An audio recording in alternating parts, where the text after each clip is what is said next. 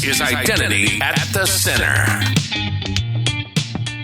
Welcome to the Identity at the Center podcast. I'm Jeff, and that's Jim. Hey, Jim. Hey, Jeff, how are you? Oh, not so bad. Yourself? Doing fantastic, man. We're here at the Gartner IAM Summit 2025. It's the last conference of the year for me. How about you? Yeah, me too. My last trip of the year. I think I'll have 98, maybe 99 flights by the time I'm done with this week. Yeah. You better be at the most elite status at the airline.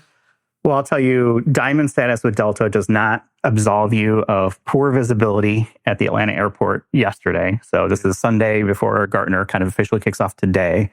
And that caused me 6 hours of delays getting from Asheville to Dallas area. Yeah. And yeah.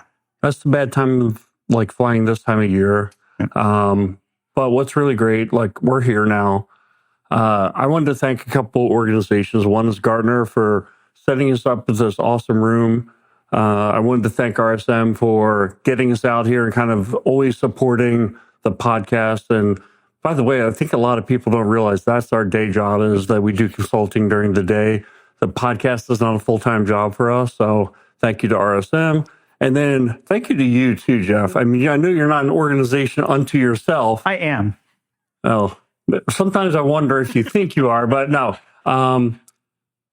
Dude, you keep taking our technology game to a new level. I think when people see this podcast, all the cameras we have, the new wide angle, I mean, it's impressive. Yeah, we'll see how it goes. I just realized that I have a new camera over there and I'll be looking away from it for the most part. So, you know, we'll figure it out. But yeah, you know, want to look good, sound good. So I'm trying for you.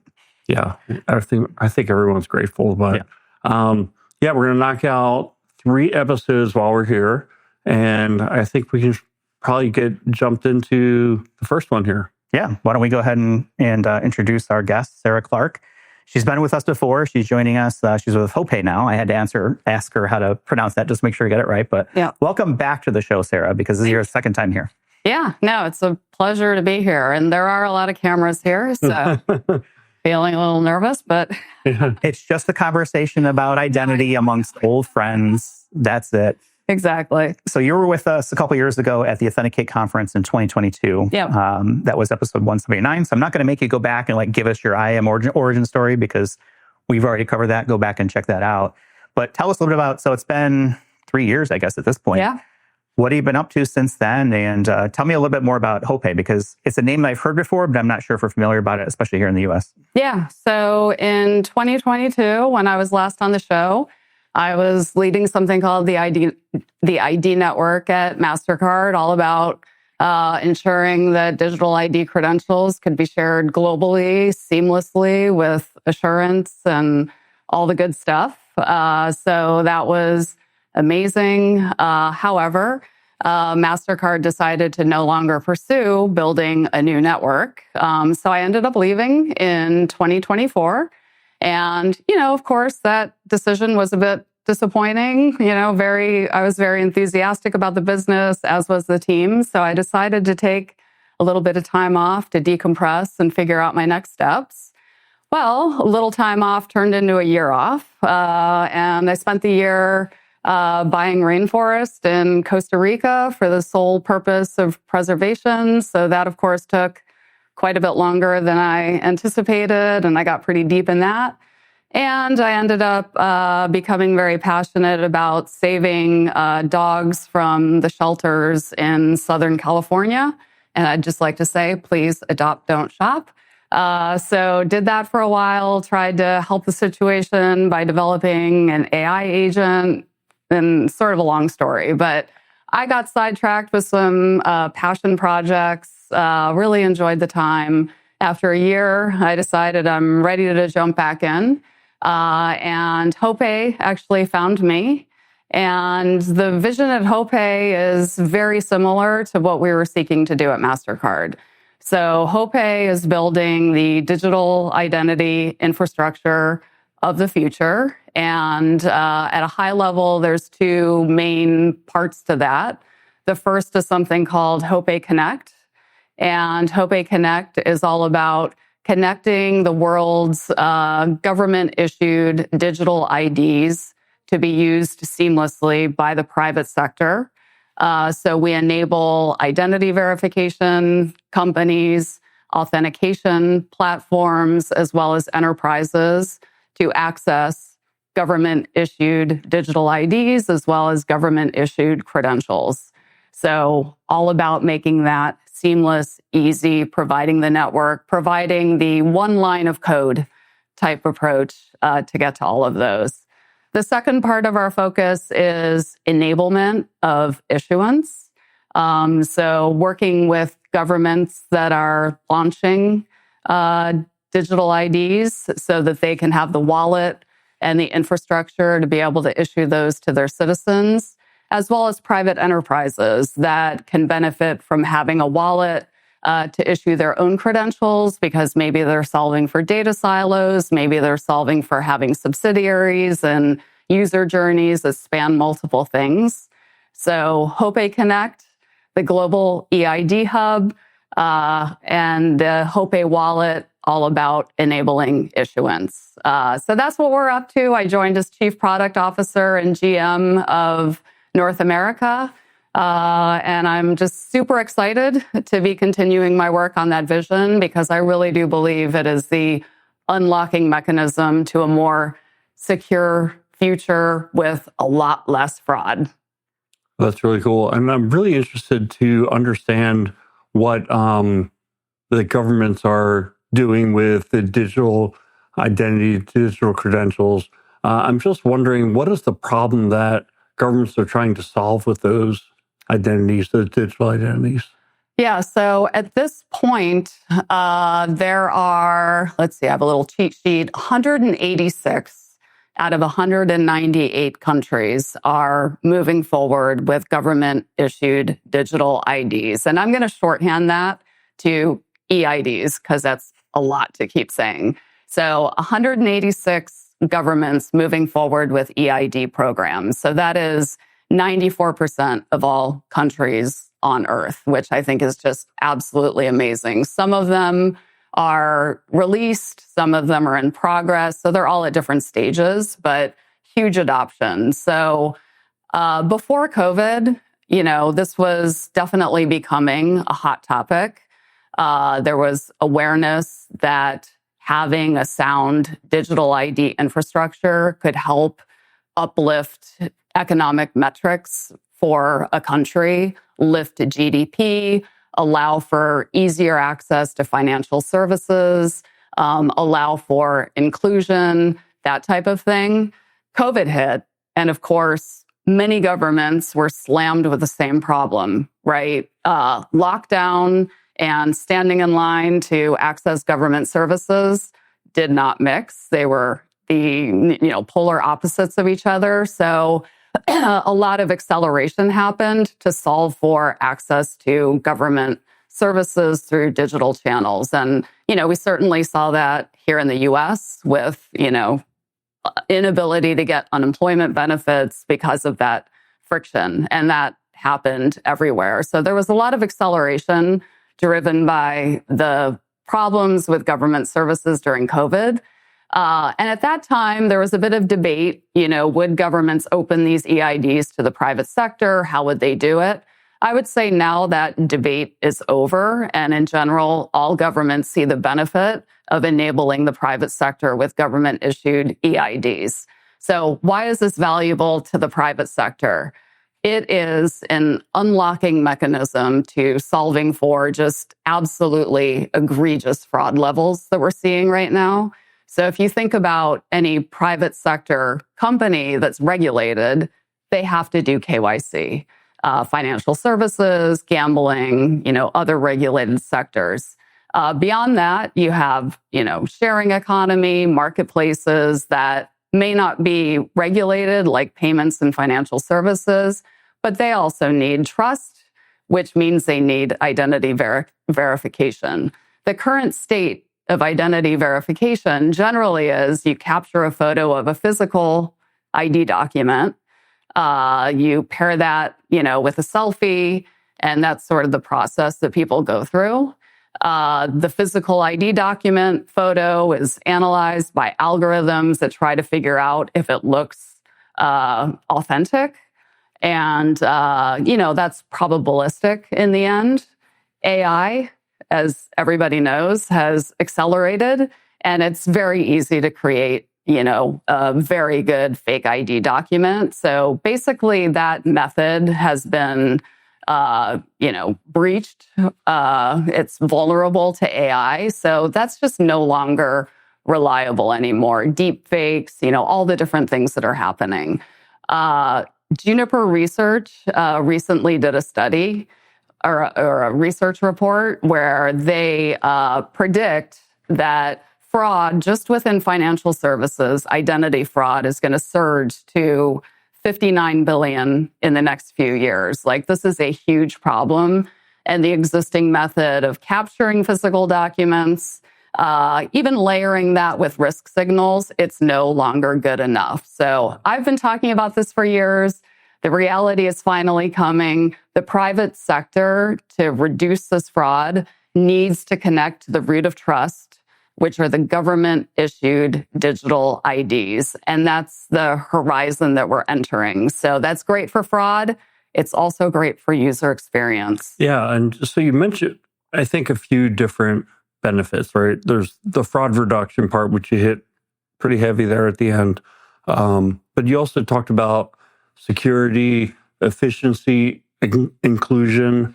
And I'm wondering, like, from a government standpoint, and maybe there's not just one answer, but what's the main driver? What is, like, top of the list that they're trying to drive forward? I would say that a foundational digital ID drives economic activity, right? It drives inclusion, it drives safety, it drives less fraud outcomes. I mean, I guess there isn't just one answer, right? There's sort of a holistic benefit to society. And I think that can differ depending on a developed economy versus a developing economy. We can get into what the EU is doing, but one of their driving motivations is also all around data privacy for their citizens. So I'm happy to kind of dive more into that. But I think part of it is, regional, but the top line benefit is sound digital identity drives safe, enhanced economic activity overall, which benefits everyone. I had major jealousy or, wishing I had one. There were some folks going through airport security and using mobile driver's licenses. And it just seemed like it's a better user experience for the person who has it. It's probably better security as well, right? Oh, yeah. Yeah. I mean, again, there are different ways that different governments are proceeding with their platforms. There's kind of a few different models, and we can get more into that. But overall, the themes are, cryptographically secured, kind of tokenized identity, protected by biometrics. Some of them are wallet-based, some of them are centralized. But any way you look at it, it's just more secure. One of the things I figured with those digital driver's licenses is it's not going to work for everybody. Like, we always use the example of my dad, right? Like, my dad's not going to do that. Yeah. It's not for him. Yeah. And so there's still going to be the plastic driver's license, right?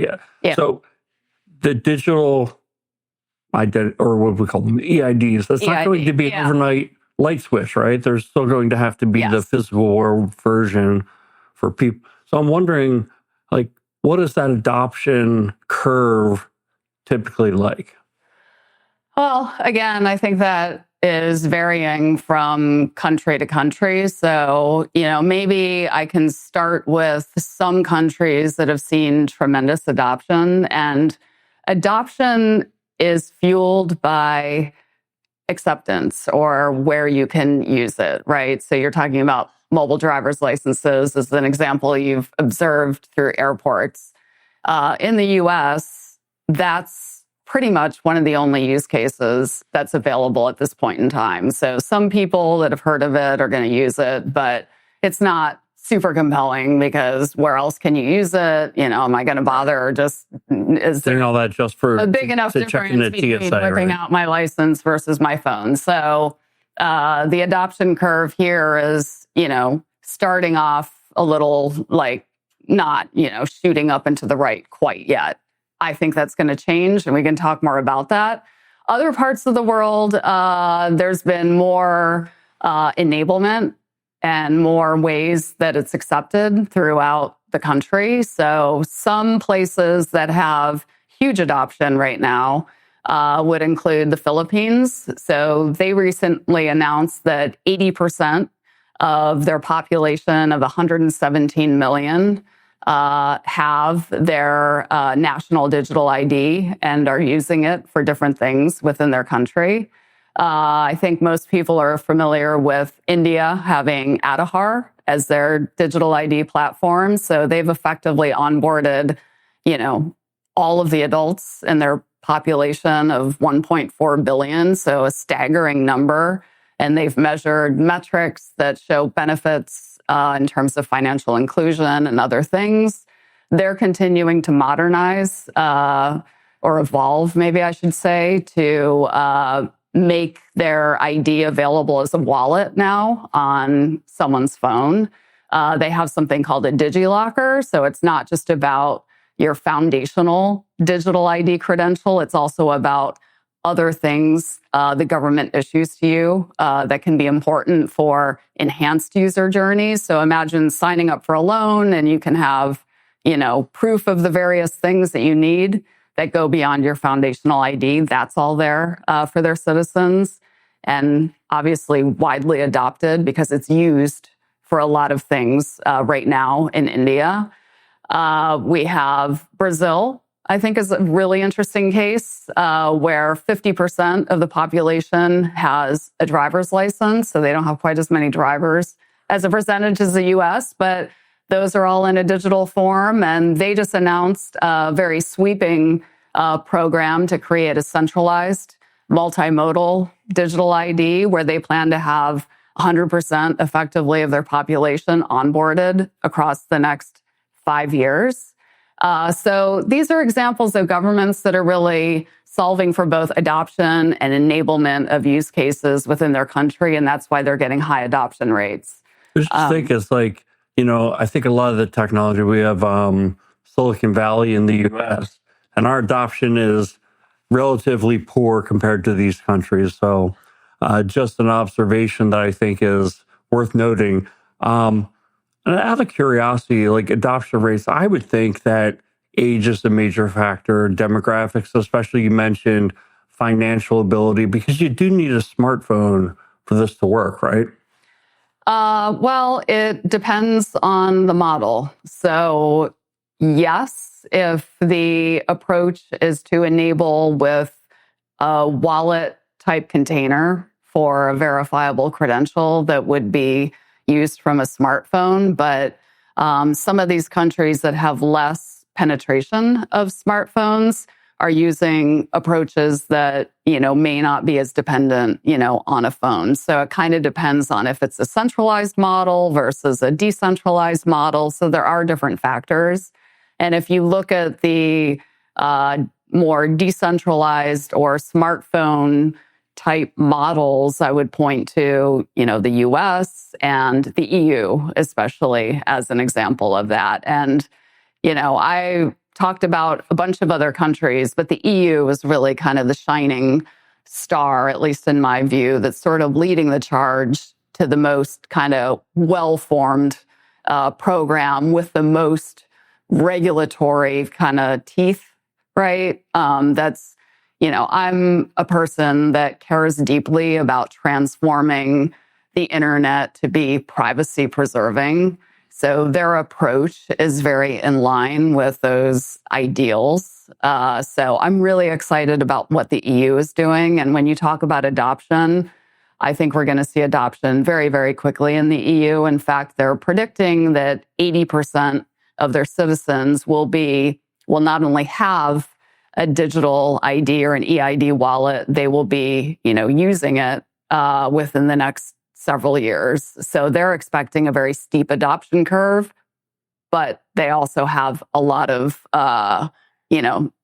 support, right, from the government where it will be mandated in some ways. So maybe we can talk a bit more about the EU. Yeah, I want to, because I think Jim stole a little bit of my thunder. I feel like the US is behind right now. Yeah. And I base that on conversation that we actually did an episode with Christina Suda and Dr. Torsten from German Spring Group is kind of responsible for the digital wallet for Germany. One of the things that I learned from that conversation when we were at EIC earlier this year was there is financial implications for each of the member states of the EU if they do not have this interoperability set up. I think it's by the end of 2026. Don't quote me on that, but it's relatively soon coming up. Yeah. I feel like that's a great incentive for countries, governments, to say, okay, we're going to have this thing put together, and there is a financial implication if not. Yeah. I don't know how well that would work in the US. We're 50 states. Mobile driver's license is probably, I don't know, I'm pessimistic. I feel like we're 15, 20 years out because it's going to take that much time for each state to adopt it, to figure out how we want to do their interoperability, blah, blah, blah, and stuff like that. And so I have this sort of jaded opinion that, oh man, the US is behind when it comes to this idea of a decentralized digital identity wallet of some sort. Am I being too pessimistic? Is there hope coming, for us in the US? Or are we going to continue to kind of, not lead in this space? EU is probably the leader right now. Do we catch up at some point? So I think the US will catch up. And fun fact, we already do have 20 states that are issuing MDLs. We also have the 3 major wallets. I think probably a lot of people have seen that news where Apple, Google, and Samsung all support uploading an MDL into the wallet. And these aren't, one-to-one, right? So 20 states have MDLs. Not all states support all wallets. So there's sort of this patchwork, right, that is happening with that. But that's all starting to come together in addition to having the state app for your MDL. So the fact the wallets are supporting the upload means the next step is the wallets will plug into the private sector and there will be more use cases. So with more use cases comes more adoption, and 20 states have them. I don't know the exact number that are in progress or are scheduled, but there's a bunch. So I think all the states are seeing that they need to do something that is digital. For the most part, they're supporting a consistent set of standards, which is basically the MDOC standard for MDLs. But then again, nothing is completely consistent. So the problem exists, kind of when you zoom out, the US is a microcosm of a bigger fragmentation issue globally. So for the private sector to plug into MDLs, it might seem, oh, okay, Apple Wallet's supporting it. I'll plug into that. Wait, some states don't do Apple Wallet. What about Google? What about Samsung? What about Direct? So there's always going to be an issue with fragmentation that's going to slow down kind of the ultimate adoption. But I think you are being a little pessimistic because there is a lot happening. That's good. In the US. US. The ledge. I'm fine with that. Not nearly as much as what's happening in the EU. So we have 50 states. The EU has 27 member states, so half, but still a bunch, right? 450 million citizens, so about the same population-wise. And like you said, they do have, a sweeping regulation that's coming into effect, and that's eIDAS 2.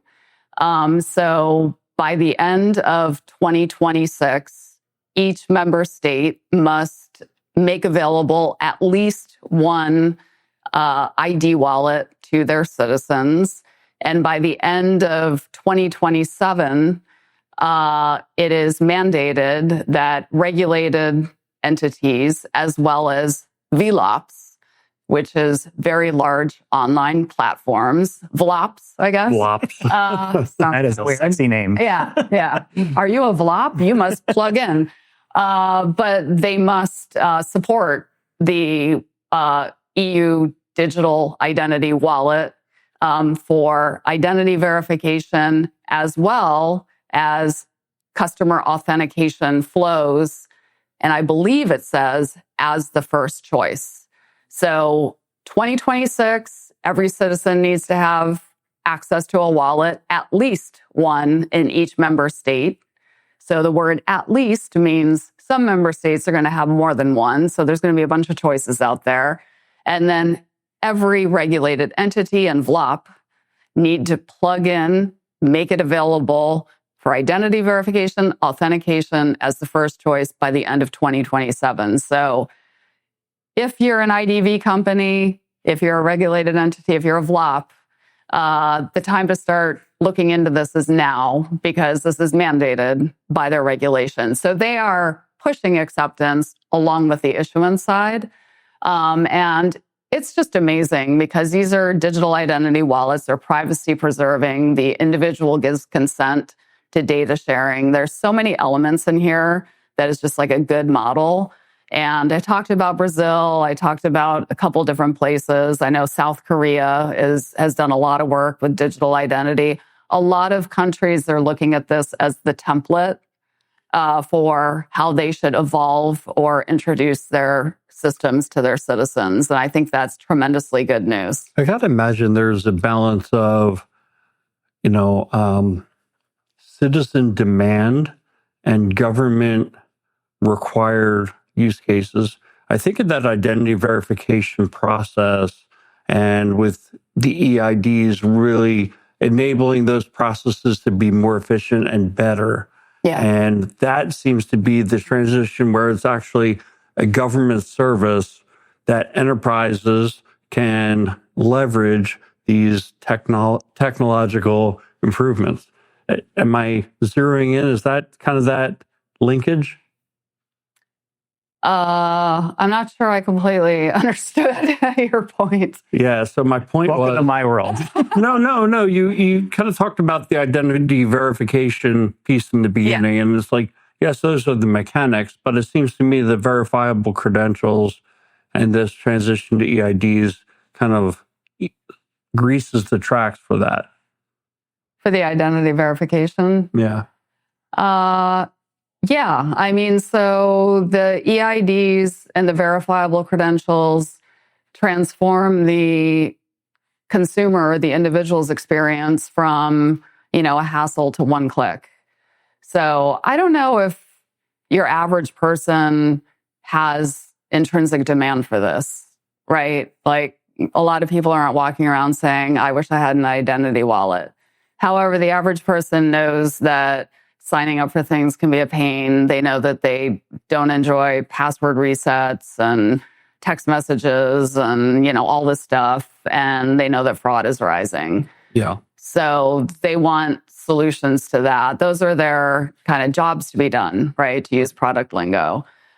So this is, and people want data privacy too. I don't think your average person understands that centralized databases collecting their data, getting breached, lead to identity fraud. I mean, this is stuff that we understanding in the industry, but, people want to access things easier and to feel safe. But I think we've gotten jaded. There's a breach every day, every week. It's like, okay. I ignore what can I do about it? breach Nothing. notices at this point. Yeah. It's So that idea of like, well, it's centralized, it's already centralized. So how are we supposed to fix that? Well, that's what, some of the regulation and data privacy, regulations that are also in effect, like these things are certainly being pursued by the European Union.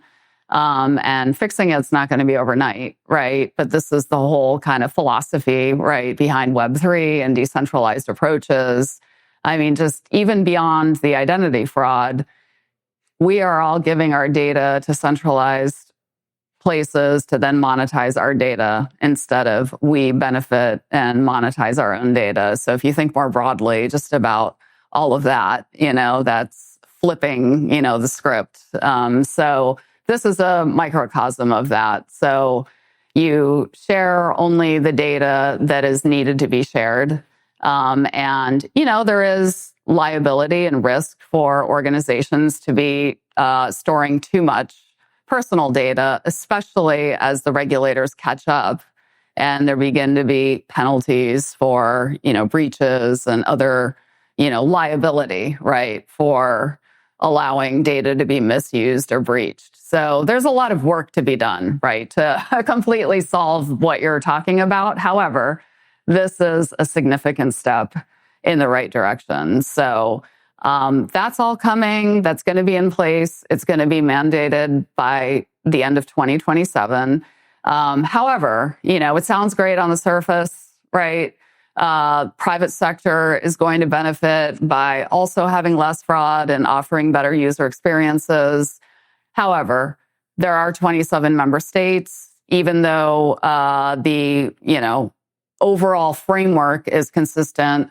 There still are different standards, different states. Each state has their own trust registry, working with each government to gain access. Like, these are all challenges where even though the EU is unified, it's still challenging for a single entity to plug into the wallets of all member states. Even just the effort of testing with, at least 27, possibly double the number of wallets, depending on how that all emerges. With the different protocols, there's OpenID Connect, there's OpenID for VC, there's the ISO standards. Like, there's just different things to consider from a technology protocol level. There's the trust management, there's the key management, there's keeping up with, any of the regulatory, things that need to be kept up with respect to integrating to each ID wallet. So the EU has also defined what's called an intermediary role. So this is basically the network or the hub that takes the responsibility for sorting through all of that and creating the integration to the 27 member states, and then allowing the private sector to connect, to make it easy, to have it normalized, to take all that complexity out. So the intermediary is also a certified role in the eIDAS 2 framework. And that's also a really big unlocking mechanism that the EU has put into place and made an explicit role that requires, certain certifications, and again, data privacy being front and center. So where do we go from here? Because it doesn't sound like this is a technology issue. We have standards, we have different components for interoperability. So I'm curious, where's this going next? Are there any specific trends or things that you've kind of identified? And then my follow-up to that is, okay, so there's probably some trends you're going to tell us about. Is there a specific area that is quicker? Like historically, and what I'm thinking is finance. You talk about fraud. Nobody wants to lose money. Finance might be a leader in this, but is that right? Or are there other industries or verticals that you think are adopting, this idea faster? Well, I think age verification is something we haven't really touched on, and that's, a subset, I would say, of digital identity. So we certainly see a lot of legislation globally around age verification, particularly with protecting minors from restricted content online. So we see that in Australia, we see that in the UK, we see that in certain states in the US. So again, a bit of a fragmented landscape. However, there's a lot of interest in privacy preserving techniques, making it simple because it's something that has a high frequency of use. And that's, usually a really important determining factor for kind of taking all the friction out of a user experience. So that has been a driver in certain areas that's creating another path to adoption and awareness and causing private enterprises to plug in these types of capabilities. Financial services, as you say, I would say that kind of global fintech firms tend to be on the leading edge. Something that I'm personally really excited about is, this movement, this sort of parallel movement on the financial side to stablecoins, to tokenized assets, all of that results in money being able to move cross-border with instant settlement instead of, the various waiting processes that exist in the legacy framework. With anything instant, you need to have really, really great, also instant deterministic identity verification. Government-issued IDs are the solution to that, and most of those businesses do tend to have a global scope. So certainly plugging into both developed and developing countries to do that, I think, is really important, and we see demand and drivers there. And just in general, financial services, they're getting hit with a ton of fraud. This is a solution, even if it doesn't cover every person.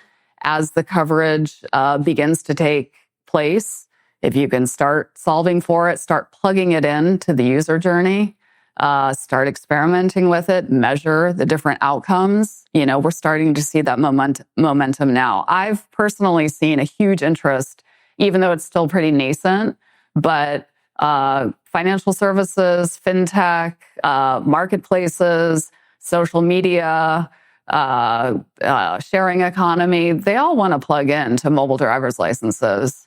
It's just a matter of sort of creating the right pathways because the value is there. And if they can do it for a segment, and work their way up, there's a lot of interest in starting those tests today. And then you're going to see the adoption that you're asking about. So we're still in that fragmented environment, right? Where it's like, okay, 20 states have it. I'm in a state that doesn't have it. Is it all of a sudden now the citizens or the residents of that state are pushing their local government to adopt this? Is that one way to kind of get this to move faster? Because it'll never move as fast as everyone wants it to. Yeah. And it'll never be 100%. But I feel like, at least in the US, until we have all 50 states on it, which means now it is distributed like a driver's license, that will be one thing that really kind of drives the adoption and move things forward. The other thing that I kind of get concerned about is we talk about KYC on the fraud side of things. What about know your employee? Right? There's a lot of instances of fraud where people are getting hired that aren't who they say they are, and there's really no KYE, know your employee, know your contractor, know your, whoever it may be. I think there is an opportunity to take identity verification down that route versus just my customer, which tends to be more, a commercial sort of environment. Oh, definitely. And I should have mentioned that in the use cases that are drivers. Know your employee, workforce management. There is, just new vectors of fraud in all of that. So, and this is an example where, an employer might even have a need to have, their own sort of wallet for their employees for access, for events, for, providing different benefits that maybe need to go seamlessly. So like your imagination can really run wild, right? With different things you can do for your workforce. If you had this concept of a secured, credential wallet, you could issue different credentials for different things. So there's all sorts of stuff that you can do, but workforce management definitely is one area. And that's something that's becoming more and more regulated as well, like enabled through a digital channel, because it wasn't that long ago. And I've worked with some customers in the UK where they would be bringing on remote employees, and that remote employee would have to drive 3 hours to come in just to show their passport in person. And all those people got hired during like COVID. Yeah. Had to go to somewhere. I remember I had to do this. Yeah. Like, it's a pain. Yeah, it's a pain. And so that's changing. So I guess in summary, I agree with you. Great. I'm going to isolate that, and that'll become, the theme for the show. I want to wrap up the conversation with something that you originally started with. You mentioned you took some time off. Yeah. And you mentioned Rainforest, and you mentioned adoption of dogs. So I have 2 adoptions of my own.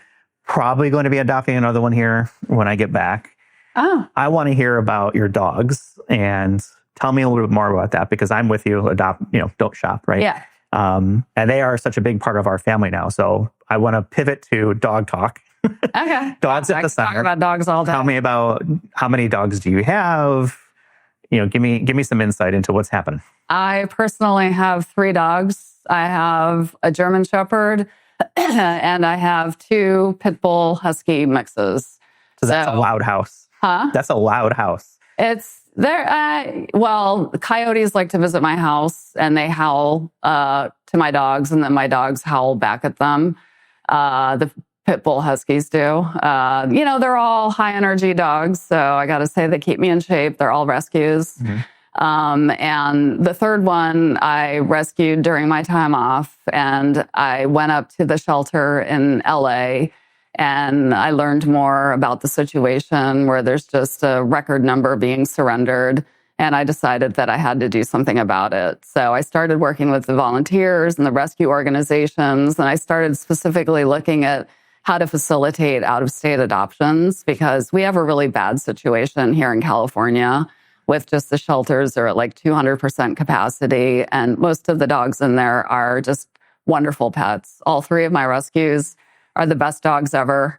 They can be a bit of a pain. The husky mixes, they like to bolt. Dogs are the best people. That type of thing. The dogs 100%. are the best people. And they're grateful. They know they've been rescued. And it just breaks my heart because, all dogs deserve to have love and a good home and a leader and all that good stuff. So I decided to see if I could help facilitate out-of-state adoptions. So I worked on that for a while. I was trying to figure out how to make the process slower. I mean, honestly, it's just a really heart-wrenching, difficult, very manual thing to do with sharing and trying to find people to adopt the dogs, arranging for logistics. I looked into things like finding extra capacity with truckers to help drive dogs to different locations. So I just did a bunch of work and trying to figure out how to facilitate mainly out-of-state adoptions and to get some dogs out of the shelter. So my wife volunteers for Mountain Pet Rescue in the Asheville area. So shout out to Mountain Pet Rescue. I know they're listening to the Identity of the Center podcast. Right. Yeah. But, being part of those convoys, right, where it's kind of like, I'll take them from here to here, and then someone else, they move from one car to another to get them across state lines or to large distances. It's amazing that volunteer effort that is taking place. And it's such a grassroots thing because it seems like every shelter is overflowing. And so I can't imagine our house without the dogs that we've adopted. They are such a big part of our family now. Yeah. We had 3. We lost one last kind of Christmas. And so now I get to pick the next one. So we'll hit to to the shelter probably when I get back from Grapevine and, figure out, what makes sense, from a family dynamic and making sure, and, letting our dogs be part of that as well, because they've got to get along too. Yeah. So it's a big part of it. But I can't imagine, what would life be like without those dogs. I know. Me neither. I've got 3 dogs. I also have 2 cats. The smallest cat with little stubby legs, and he's kind of chubby. He's the pack leader of the animal ecosystem in my house. They have their own, thing going on. But the little cat is the leader of everyone, including the big dogs. So it's pretty I was going to say, it's not just dogs, it's also cats. Right. And I'm sure other pets as well. Yeah. Goats, chickens. I mean, and Bunnies. yeah, I have to draw the line somewhere. I don't want to turn it into like a farmyard, but I'm good with dogs. I would like to adopt a pig and I'd like to have chickens, but it's a lot of work to maintain. I feel like I'm always cleaning up after. Now that my kids are older, I keep adopting animals, and my husband is like, "Okay, can we stop? You don't need to just keep filling the house." I'm like, I don't know. I like to take care of other living beings, and we have chickens sort of like in the area of where we live, but we also have black bears, and those things attract things along with mountain lions and all kind of, hyenas or not hyenas, but coyotes and stuff like that. Right? Those are definitely dangers that we have to kind of take into account. We've had several close calls of bears and our dogs where a bear will come through our front yard and kind of around, and the dogs are outside, and next thing you know, it's like, the bears typically don't want anything to do with it, and they'll kind of scurry away. But that's not something that who's going to win that fight, right? Yeah, right. So again, I'm not interested in testing it, but that's kind of where we're at right now. Yeah. One of my dogs jumps our fence to go play with packs of coyotes. We had to extend our 6-foot fences to 9 feet.